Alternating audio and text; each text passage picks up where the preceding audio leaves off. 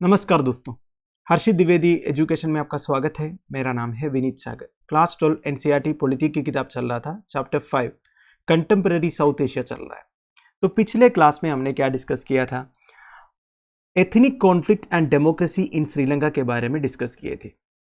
तो हमने LTT forces and Sri Lankan army के बीच में जो कॉन्फ्लिक्ट है उसके बारे में डिस्कस किए। फिर बीच में इंडियन पीस कीपिंग फोर्स उधर पहुंचे थे, फिर इंडियन पीस कीपिंग फोर्स अपना ऑब्जेक्टिव कंप्लीट नहीं कर पाया, फिर वापस आना पड़ा। फिर श्रीलंकन आर्मी एलटीटी को पूरा ख़त्म कर देते, वेलुपिल्ले प्रभाकर को मार देते। तो वो सब के बारे में हम इन डिटेल डिस्कस किए थे। फिर हमने ये भी देखा ये सिविल वार हो तो रहा था, पर इसके बीच में श्रीलंका का इकोनॉमिक ग्रोथ भी तो हो रहा था, ठीक है। और श्रीलंका 1948 से अभी तक एक डेमोक्रेटिक पॉलिटिकल सिस्टम भी मेंटेन किया है। ये सिविल वार बाकी एथनिक कॉन्फ्लिक्ट्स वगैरह होने के बावजूद भी श्रीलंका में डेमोक्रेटिक पॉलिटिकल सिस्टम मेंटेन हुआ है, जैसे इंडिया में रहा है, ठीक है। तो ये सब हमने डिस्कस किए थे। तो अगला टॉपिक है इंडिया पाकिस्तान कॉन्फ्लिक्ट्स।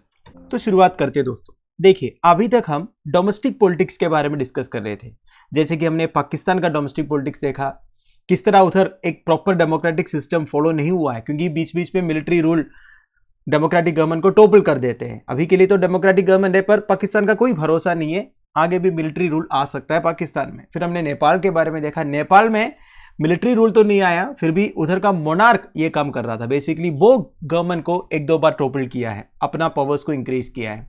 फिर हमने बांग्लादेश के बारे में देखा, बांग्लादेश में पिछले 20-22 साल से तो प्रॉपर डेमोक्रेसी चल रहा है, पर उधर भी बेसिकली 2 बार मिलिट्री रूल आया था। फिर हमने पिछले क्लास में श्रीलंका के बारे में डिस्कस किए। श्रीलंका में तो 1948 से लेके, वैसे 1948 को श्रीलंका इंडिपेंडेंट हुआ था। श्रीलंका भी एक ब्रिटिश एम्पायर कंट्री था, ये सब हमने पिछले क्लास में डिस्कस किए थे। तो 1948 से लेके अभी तक श्रीलंका में भी एक प्रॉपर डेमोक्रेटिक पॉलिटिकल सिस्टम रहा है, ये सिविल वार के बावजूद भी, ठीक है।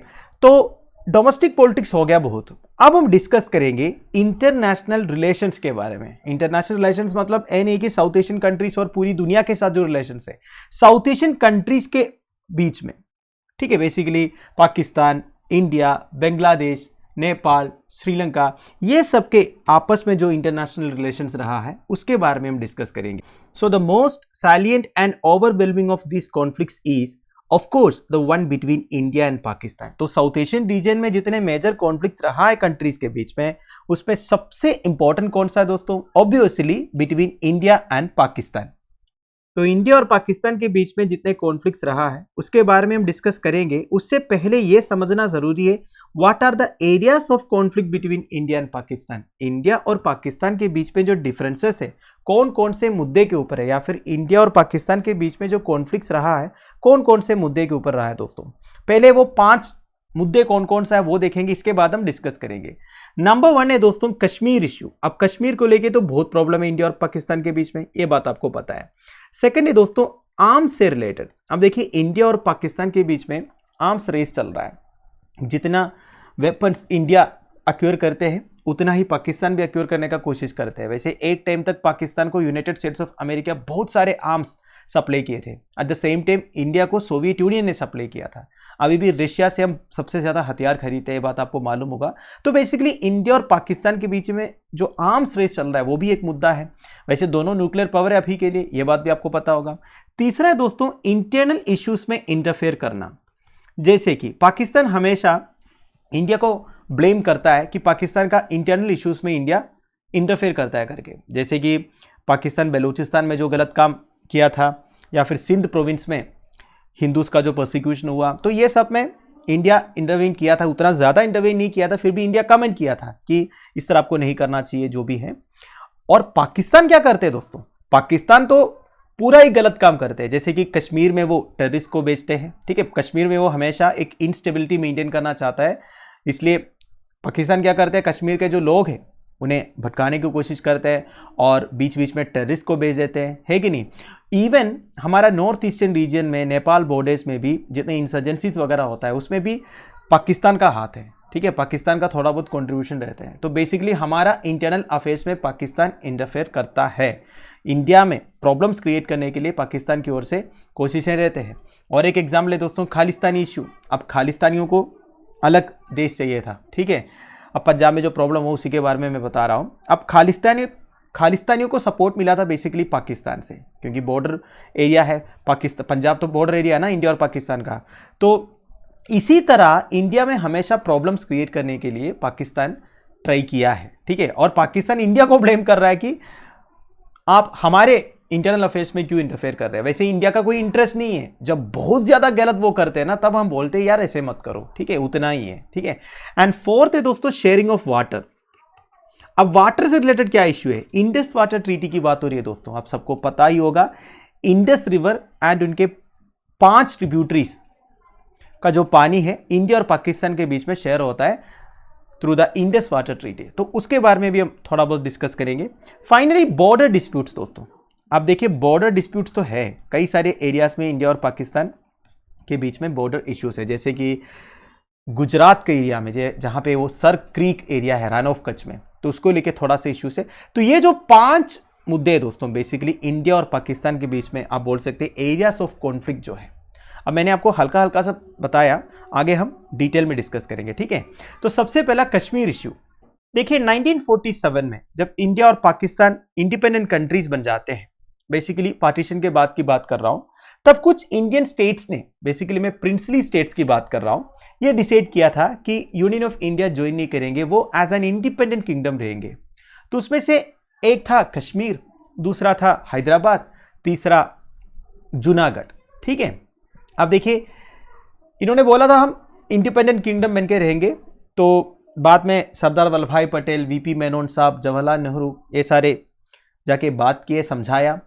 जूनागढ़ में रेफरेंडम कंडक्ट करवाया। जूनागढ़ के करीब 90% से ज़्यादा लोगों ने बोला कि हमें इंडिया के साथ रहना है, कुछ लोग बोले कि हमें पाकिस्तान के साथ रहना है, तो जूनागढ़ तो इंडिया के पास आ गया था। हैदराबाद का निज़ाम तो मान ही नहीं रहे थे, बाद में ऑपरेशन पोलो लॉन्च करवाया, 3-4 दिन में बेसिकली मिलिट्री एक्शन हुआ, तो हैदराबाद को बेसिकली फोर्सफुली इंडिया में अनेक्स करवाया था। अब रही दोस्तों कश्मीर वाली बात। अब कश्मीर का महाराजा हरि सिंह ने बोला हम इंडिपेंडेंट किंगडम बन के रहेंगे, इंडिया के साथ नहीं रहेंगे, हम ना पाकिस्तान के साथ जाएंगे या इंडिया के साथ, हम इंडिपेंडेंट रहेंगे। बहुत समझाया, आप हमारे साथ जुड़े रहो तो आपका ही भला होगा, ठीक है, आप अकेला नहीं रह पाओगे, माना नहीं, तो ठीक है। तो कश्मीर वाला इशू में एक्चुअली गवर्नमेंट ऑफ इंडिया या फिर हमारे जो पॉलिसी मेकर्स थे, लीडर्स थे, उन्होंने एक गलत डिसीजन लिया। एक्चुअली उन्हें भी फोर्सफुली हमारे साथ लेना चाहिए था, वो हमने नहीं किया, हमने उनको एक फ्रीडम दे दिया, ठीक है आप रहो, आपकी मर्जी है। तो जैसे महाराजा हरि सिंह ने ये डिसीजन लिया कि कश्मीर एक इंडिपेंडेंट किंगडम रहेंगे, तो सेम टाइम पाकिस्तान ने क्या किया, अपने ट्राइबल मिलिटेंट्स को भेजा कश्मीर में, बेसिकली कश्मीर को कैप्चर करने के लिए। तो इससे तो महाराजा हरि सिंह जी डर गए। महाराजा हरि सिंह जी ने सेम टाइम नेहरू जी को फोन किया और मदद मांगी। तो नेहरू जी ने बोला हम आपका मदद करेंगे, पर एक शर्त है, आपको हमारे साथ ज्वाइन करना होगा। तो महाराजा ने मान भी लिया। तो हमारे प्राइम मिनिस्टर इंडियन फोर्सेस को भेजते हैं और पाकिस्तानी ट्राइबल मिलिटेंट्स को भगाते हैं। बेसिकली इंडिया और पाकिस्तान के बीच में कश्मीर को लेके पहला कॉन्फ्लिक्ट आप बोल सकते हैं 1948 में या फिर 1947-48 में जो कॉन्फ्लिक्ट हुआ, ठीक है। तो काफ़ी बड़ा कॉन्फ्लिक्ट हुआ, यूनाइटेड नेशंस भी इंटरवेन करते हैं और इंडिया और पाकिस्तान के बीच में एक सीज फायर एग्रीमेंट साइन करवाते हैं और एलओसी डिमार्केट होते हैं दोस्तों। यह है एलओसी, आप इधर देख सकते हो, लाइन ऑफ कंट्रोल। 1948 में ये सबसे पहली बार क्रिएट हुआ था। तो ये कोई परमानेंट बाउंड्री नहीं है, ठीक है, बेसिकली इंटरिम प्रॉब्लम्स को सुलझाने के लिए ये एलओसी क्रिएट किया था। अब एक्चुअली देखा जाएगा तो ये जो ग्रीन एरिया दिख रहा है ये पूरा इंडिया का है, पर पाकिस्तान ने इलीगली ऑक्यूपाई करके रखा हुआ है। ये पाकिस्तान का जिलजित बेल्तिस्तान प्रोविंस अभी के लिए। पाकिस्तान इस प्रोविंस को क्या बोलते हैं, आज़ाद कश्मीर बोलते हैं। वैसे पाकिस्तान पूरे जम्मू एंड कश्मीर को क्या बोलते हैं, इंडियन ऑक्यूपाइड कश्मीर बोलते हैं, और जिलजित बेल्तिस्तान एरिया को हम क्या बोलते हैं, पाकिस्तान ऑक्यूपाइड कश्मीर बोलते हैं, ठीक है। 1947-48 कॉन्फ्लिक्ट के बाद अगला मेजर कॉन्फ्लिक्ट हुआ 1965 में, द सेकेंड इंडो पाक वार। तब हमारे प्राइम मिनिस्टर थे लाल बहादुर शास्त्री जी, और पाकिस्तान में तो मिलिट्री रूल चल रहा था, जनरल आयूब खान राज कर रहा था, ठीक है। वैसे 1965 वार के पीछे एक बैकग्राउंड है, मैंने आपको प्रीवियस क्लासेस में बताया था और एक बार बता देता हूँ। देखिए 1962 में इंडो चाइना वार होता है दोस्तों, जिसमें इंडिया की हार होती है। ये जो अक्साई चीन रीजन है जो इंडिया का है, अभी चाइना इलीगली ऑक्यूपाई करके बैठा हुआ है, ये जो अक्साई चीन रीजन है ना, ये 1962 वार के बाद चाइना ले गया था, ठीक है। तो जो भी है, तब पाकिस्तान ने क्या सोचा, अभी भी तो इंडिया एक जंग हार चुका है, तो अभी मौका है कश्मीर को फिर से अटैक करने का, क्योंकि पाकिस्तान का कोई क्लास नहीं है ना, तभी नहीं था अभी नहीं है। तो पाकिस्तान अटैक करते हैं कश्मीर को। पर देखिए इंडिया उससे भी स्मार्ट था। इंडिया को पक्का यह बात पता था कि पाकिस्तान पक्का ये वेस्टर्न फ्रंट से अटैक करेंगे इंडिया को, क्योंकि उनको पता है अभी अभी हम चाइना से हारा है। तो इंडियन आर्म फोर्सेस ऑलरेडी तैयार थे, पाकिस्तान को बुरी तरह हराया दोस्तों 1965 वार में भी, ठीक है। पर देखिए कश्मीर इश्यू तभी भी सॉल्व नहीं हो पाया। तो बेसिकली कहने का मतलब यह है दोस्तों 1965 वार के बाद भी कश्मीर इश्यू बना रहा। Now, the 1947-48 war resulted in the division of province into Pakistan-occupied Kashmir and Indian province of Jammu and Kashmir divided by the line of control. ये बात मैंने आपको पहले ही बता दिया दोस्तों, ये जो लाइन ऑफ कंट्रोल से बेसिकली कश्मीर को डिवाइड किया गया, ठीक है। मैं फिर से आपको बोल रहा हूँ, ये कोई परमानेंट बॉर्डर नहीं है, बस जब तक ये प्रॉब्लम सॉल्व नहीं होगा तब तक के लिए एक लाइन ऑफ कंट्रोल बना के रखा हुआ है, ठीक है। नाउ फिर 1971 में India one A decisive war against Pakistan, but the Kashmir issue remained unsettled. अगला वार होता है दोस्तों इंडिया और पाकिस्तान के बीच में 1971 में। इसके बारे में तो हमने 2 क्लास पहले डिस्कस किए थे, जब हम बांग्लादेश के पॉलिटिकल डेवलपमेंट्स के बारे में डिस्कस कर रहे थे। बेसिकली ये जो 1971 इंडो पाक वार है उसे बांग्लादेश लिबरेशन वार भी बोलते हैं। इस वार से बांग्लादेश क्रिएट हुआ था जो एर्स्टवाइल ईस्ट पाकिस्तान था, ठीक है। पर 1971 वार के बाद भी कश्मीर इशू सॉल्व नहीं हो पाया दोस्तों। India's conflict with Pakistan is also over strategic issues like the control of Siachen glacier and over acquisition of arms. अब देखिए सियाचिन ग्लेशियर का लोकेशन आप देखिए। अब सियाचिन ग्लेशियर कौन कंट्रोल करेगा, ये भी एक प्रॉब्लम रहा है दोस्तों इंडिया और पाकिस्तान के बीच में। अभी के लिए सियाचिन ग्लेशियर में इंडियन आर्मी का एक यूनिट है दोस्तों, आपने सुना ही होगा। हमारे प्राइम मिनिस्टर, डिफेंस मिनिस्टर, ये सब time to time Siachen glacier visit भी करते हैं। वैसे मैं आपको बताऊं सियाचिन दुनिया का हाईएस्ट बैटल फील्ड है। तो सियाचिन ग्लेशियर को कौन कंट्रोल करेगा? करीब 70 किलोमीटर का ग्लेशियर है दोस्तों सियाचिन ग्लेशियर, उसको कौन कंट्रोल करेगा? उसको लेके इंडिया और पाकिस्तान के बीच में इश्यूज रहा है, काफी बार कॉन्फ्लिक्ट भी रहा है। पर अभी के हिसाब से सियाचिन ग्लेशियर को कंट्रोल करते हैं दोस्तों इंडियन आर्मी। इसके अलावा इंडिया और पाकिस्तान के बीच में एक्विजिशन ऑफ आर्म्स के ऊपर भी कॉन्फ्लिक्ट्स रहा है। मैंने आपको पहले ही बताया था इंडिया और पाकिस्तान के बीच में एक टाइप का आर्म्स रेस चलते हुए आ रहा है दोस्तों। जब भी इंडिया कोई नया मिसाइल्स वगैरह टेस्ट करते हैं या फिर एक्वायर करते हैं, सिमिलर वेपन्स या मिसाइल्स एक्वायर करने की कोशिश करता है पाकिस्तान पे, ठीक है।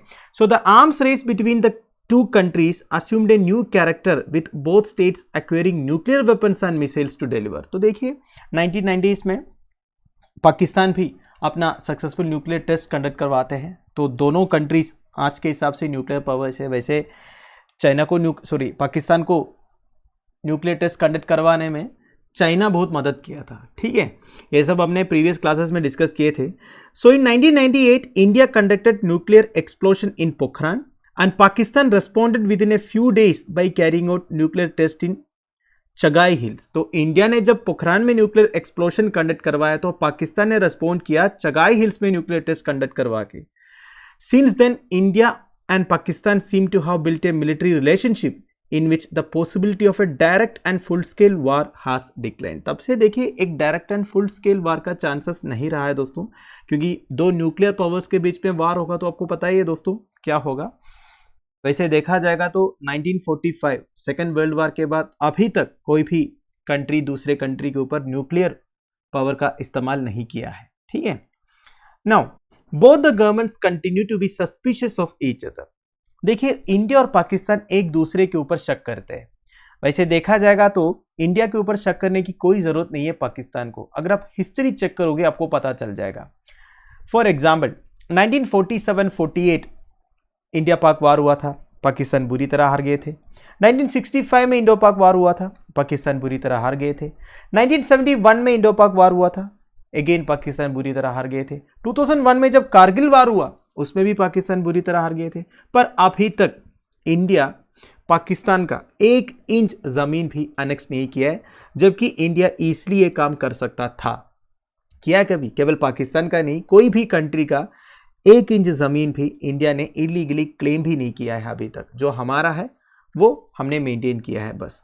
पर आप सोचिए एक भी वार में अगर पाकिस्तान की जीत होती तो क्या होता, आप इमेजिन कर सकते हो। ऊपर से जो लेटेस्ट वार हुआ कारगिल वार, वो क्यों हुआ था, वो हमारे एरिया में आके बैठ गए थे, हमारे एरियाज को वो कैप्चर किए थे, तब जाके वार हुआ ना। और कारगिल वार के बाद क्या हुआ, हमारे जितने एरियाज पाकिस्तान ने इलीगली ऑक्यूपाई किया था उन्हीं को हमने वापस ले लिया, और कुछ नहीं हुआ था ना। चाहे तो हम और भी एरियाज को कैप्चर कर सकते थे, पर हमने ये सब नहीं किया, ठीक है। हमने हमेशा इंटरनेशनल रूल्स एंड रेगुलेशंस को, इंटरनेशनल एग्रीमेंट्स को रेस्पेक्ट किया है, पर पाकिस्तान ने ये कभी नहीं किया है, ये बात आपको मालूम है।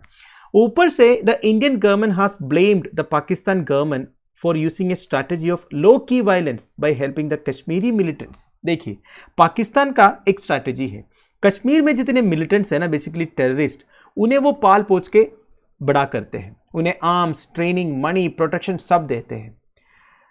पाकिस्तान डायरेक्टली इंडिया के अगेंस्ट लड़ेगा नहीं, क्योंकि उन्हें पता है हार जाएगा, बुरी तरह हार जाएगा, तो वो प्रोक्सी वार चलाते हैं। वो क्या करते हैं, कश्मीरी मिलिटेंट्स को पाल पोछ के बड़ा करते हैं, उन्हें खाना खिलाते हैं, ट्रेनिंग देते हैं, आर्म्स देते हैं, पैसे देते हैं, प्रोटेक्शन देते हैं। बस उनका काम यह है कि कश्मीर में प्रॉब्लम्स क्रिएट करना, कश्मीर में बीच बीच में टेररिस्ट अटैक्स करते रहना, ठीक है। तो ये एलिगेशन नहीं है, ये 100% ट्रूथ है, ठीक है। And the Indian government also believes that Pakistan had aided the pro Khalistani militants. देखिए, 1985 से लेकर 1995 तक प्रो खालिस्तानी मूवमेंट हुआ था पंजाब एरिया में, ठीक है। तो बेसिकली उन्हें भी अलग देश चाहिए था, इंडिया से अलग होके। आपने वो भिंद्रनवाला के बारे में सुना होगा, ठीक है। वैसे गवर्नमेंट ऑफ इंडिया ने उस मूवमेंट को सप्रेस किया था, पर देखिए उसके लिए हमारा प्राइम मिनिस्टर को अपना जान गंवाना पड़ा, ठीक है। इंदिरा गांधी का डेथ हुआ था, आपको मालूम होगा, ऑपरेशन ब्लू स्टार के बाद। तो देखिए, Indian government also believes that Pakistan had aided the pro Khalistani militants with arms and ammunition. तो 1985 से लेकर 1995 के बीच में जो प्रो खालिस्तानी मूवमेंट हुआ, इसमें प्रो खालिस्तानी मिलिटेंट्स को पाकिस्तान ने आर्म्स एंड एम्युनिशन सप्लाई किए थे, ऐसे भी इंडिया ने अलीज किया है। और सुनिए, पाकिस्तान का एक स्पाई एजेंसी है, इंटर सर्विसेज इंटेलिजेंस, जैसे कि हमारा रो वगैरह है। It is alleged to be involve in various anti India campaigns in India's north east. अब देखिए, पाकिस्तान का ये जो खेल है ना, केवल वेस्टर्न बॉर्डर्स में नहीं है। पाकिस्तान का जो स्पाई एजेंसी है, इंटर सर्विसेज इंटेलिजेंस, ये एंटी इंडिया कैंपेन्स जितने होते हैं ना, उसको सपोर्ट करते हैं। जैसे कि हमारा नॉर्थ ईस्ट में इंसर्जेंसी होते हैं, हमारे बांग्लादेश बॉर्डर में, नेपाल बॉर्डर में भी काफ़ी सारे प्रॉब्लम्स पहले रहा है। तो ये सारे ऑपरेशंस के लिए पाकिस्तान का इंटर सर्विसेज इंटेलिजेंस का सपोर्ट रहता है, ये भी हमने अलीज किया। ये सारे सच है, इंडिया ने जितना क्लेम किया है या ब्लेम किया है पाकिस्तान को, वो सारे सच है, इसमें कोई डाउट नहीं है। वरस पाकिस्तान बकवास क्लेम्स करते रहते हैं इंडिया के अगेंस्ट, ठीक है।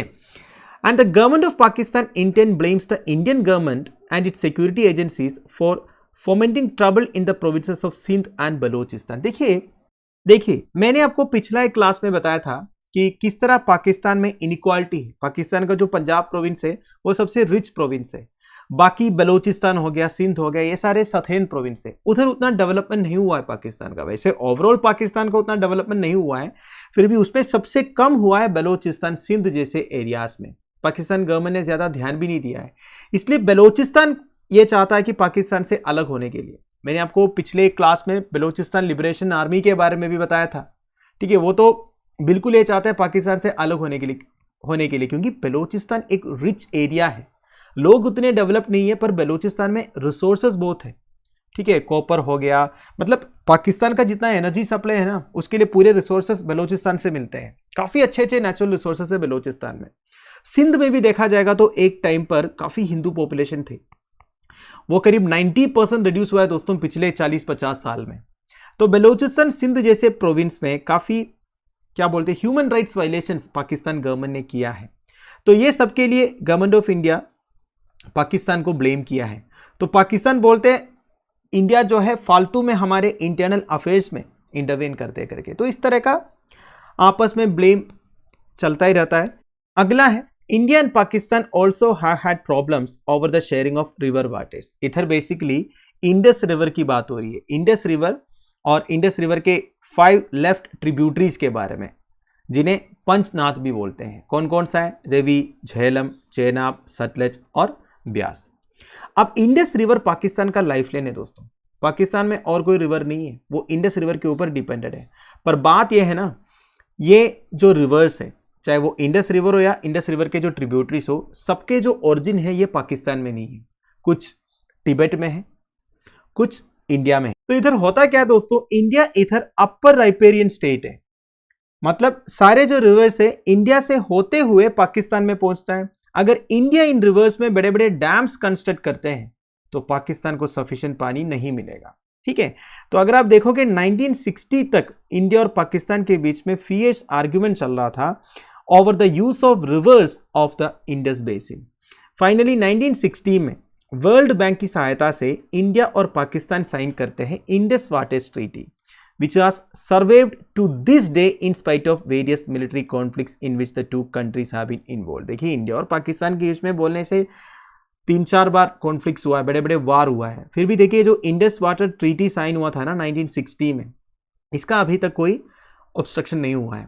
यही मैंने बोला दोस्तों, इंडिया का जो क्लास है स्टैंडर्ड है।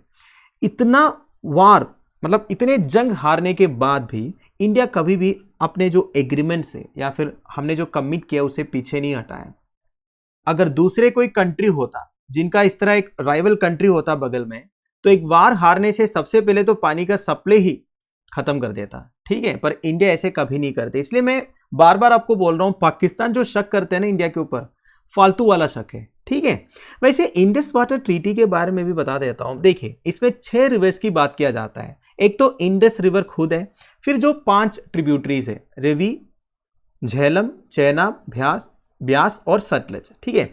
इसमें 3 रिवर्स की पानी किनको है, पाकिस्तान को है, बाकी 3 रिवर्स इंडिया के लिए, ठीक है। इंडिया के लिए उतना प्रॉब्लम नहीं है क्योंकि इंडिया के पास और भी रिवर्स है, जैसे कि गंगा है, गंगा की इतने ट्रिब्यूटरीज जो है, तो इंडिया को 3 रिवर्स दिया और पाकिस्तान को 3 रिवर्स। तो पाकिस्तान को कौन कौन से दिया दोस्तों, मैं आपको याद करने का एक इसी तरीका बता देता हूं, ये मैंने खुद डेवलप किया था। देखिए एक तो इंडस हो गया, इंडस तो पाकिस्तान के लिए है, ठीक है। बाकी आप देखिए दोस्तों, ये जो रवि, झेलम, चेनाब, सतलज और रवि, झेलम, चेनाब, सतलज और ब्यास, इसमें इंडियन नेम्स कौन कौन सा है। देखिए आप, इंडियन नेम्स मतलब सुनने में ऐसा लगेगा कि वो हाँ ये कोई देशी नाम है, इंडिया से रिलेटेड है। एक तो आपको लगेगा रवि, 100% रवि एक इंडियन नेम है, इसमें कोई डाउट नहीं है। सेकंड है दोस्तों सतलज। अब सतलज भी एक टाइप का इंडियन नाम है, मतलब अगर आप एक क्रिकेटर का नाम सुनोगे, सतलज कहाँ का हो सकता है, इंडिया का ही होगा, ठीक है। इस तरह मैं बेसिकली मैं आपको एक टिप दे रहा हूं। और एक है दोस्तों ब्यास। अब ब्यास तो देखिए आप ऐसे समझ लीजिए हमारा व्यास महर्षि जो थे, ठीक है, उन्हीं से आप रिलेट कर सकते हो। बाकी जो 2 है, चेनाब हो गया और झेलम हो गया, ये दोनों आपको लग नहीं रहा है थोड़ा सा पाकिस्तानी अफगानिस्तानी नाम है, तो ये दोनों हमने पाकिस्तान को दे दिया। तो ये जो इंडस रिवर, झेलम और चेनाब जो है, ये तीनों वेस्टर्न रिवर्स हैं, ठीक है। वेस्टर्न साइड में जो 3 रिवर्स है ये तीनों पाकिस्तान को दिया, बाकी रवि, सतलज और ब्यास जो है इंडिया को दिया। अब रूल यह है दोस्तों, इंडिया कोई बड़े बड़े हाइड्रो इलेक्ट्रिक डैम्स वगैरह कंस्ट्रक्ट नहीं कर सकते इंडस रिवर में, झेलम रिवर में या चेनाब रिवर में, ठीक है। छोटे मोटे इरिगेशन प्रोजेक्ट्स वगैरह हो सकता है, पर ऐसा कोई बड़ा इंफ्रास्ट्रक्चर प्रोजेक्ट्स नहीं करना है जिससे पाकिस्तान को पानी कम मिले, ठीक है। ये इंडस वाटर ट्रीटी का मेजर ऑब्जेक्टिव है। Now, there are still some minor differences about the interpretation of the Indus Waters Treaty and the use of river waters। देखिए अभी भी थोड़ा बहुत प्रॉब्लम्स चलता रहता है इंडिया और पाकिस्तान के बीच में। वैसे मैं आपको बताऊं, ये इंडस वाटर्स ट्रीटी साइन होने के बाद हर साल एक कमीशन को बैठना चाहिए, पर इंडिया और पाकिस्तान के बीच में दोस्ती इतना अच्छा रहा है कि ये कमीशन कभी कभी मीट नहीं कर पाता है। अभी भी रिसेंटली न्यूज़ में आया था कि काफ़ी सालों के बाद एक बार मीटिंग हुआ था करके, ठीक है। फिर भी देखिए थोड़ा बहुत इंटरप्रिटेशंस में प्रॉब्लम रहा है, फिर भी ये जो एग्रीमेंट है सही तरह चल रहा है 1960 से अभी तक। इतना क्लियर है। अब फाइनली एक बॉर्डर डिस्प्यूट के बारे में बात करते हैं दोस्तों। ये कश्मीर के बारे में नहीं, और एक बॉर्डर डिस्प्यूट है दोस्तों गुजरात में। अब गुजरात भी तो पाकिस्तान से अपना बॉर्डर शेयर करते हैं ना। देखिए, the 2 countries are not in agreement over the demarcation line in Sir Creek in Rann of Kutch. अब देखिए गुजरात में है दोस्तों रान ऑफ कच्छ। अब रान ऑफ कच्छ में एक क्रीक है, एक क्रीक का नाम है सर क्रीक, ये जो आपको दिख रहा है। अब पाकिस्तान का क्लेम यह है दोस्तों, जहां पे आपको एक ग्रीन लेन दिख रहा है ना, इधर तक उनका है। इंडिया क्लेम करता है कि ये जो रेड लेन दिख रहा है इधर तक उनका है। एक माइनर बॉर्डर डिस्प्यूट है दोस्तों, पर इसका सिग्निफिकेंस ये है दोस्तों, ये जो सर क्रीक है ना, इसमें रिसोर्सेज बहुत है, बेसिकली मरीन रिसोर्सेज बहुत है, इसलिए दोनों तरफ से डिमांड रहता है कि इसमें हमारा इधर तक है, तुम्हारा उधर तक है। इसी तरह का एक छोटा सा बॉर्डर इश्यू है सर क्रीक को लेके, ठीक है। And India and Pakistan are holding negotiations on all these issues. तो जितने भी इश्यूज है दोस्तों, इंडिया और पाकिस्तान के बीच में नेगोशिएशन मीटिंग्स भी चलता रहता है, ठीक है। तो दोस्तों दैट्स इट। आई होप आपको समझ में आया होगा इंडिया पाकिस्तान कॉन्फ्लिक्ट्स के बारे में। तो बेसिकली हमने क्या देखा, what are the areas of conflicts between India and Pakistan, कौन कौन से मुद्दे के ऊपर इंडिया और पाकिस्तान के बीच में डिफरेंसेस है या फिर अभी तक कॉन्फ्लिक्ट्स रहा है। आई होप आपको समझ में आ गया होगा। अगले वीडियो में हम India and it's other neighbours के बारे में डिस्कस करेंगे। अभी तो पाकिस्तान के साथ जो प्रॉब्लम्स है उसके बारे में डिस्कस किए, अब दूसरे नेबर्स के साथ जैसे कि नेपाल, बांग्लादेश, भूटान, ठीक है, ये हम डिस्कस करेंगे। Till then bye bye, have a nice day.